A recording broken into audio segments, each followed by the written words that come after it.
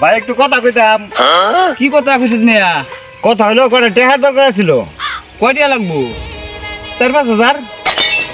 এত টিয়া তো নাই, 2000 টিয়া অবস্থা আছে। আচ্ছা 2,000 হলে চলবো।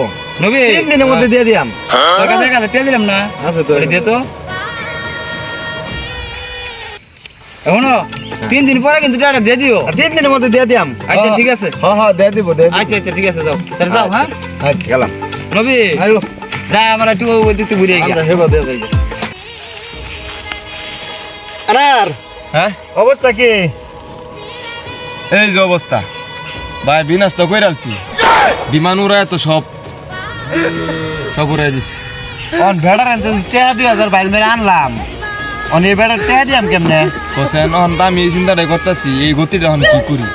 সবাই মাত্র তুই আইলি আর উড়াইলাম। তাহলে ওখানে কাম লো ভেড়ার আনতে ভেড়ার লগে 15 দিন দেখাই করতাম। তাহলে ভাই যা ওটাই করি গা। যা দেখে যা।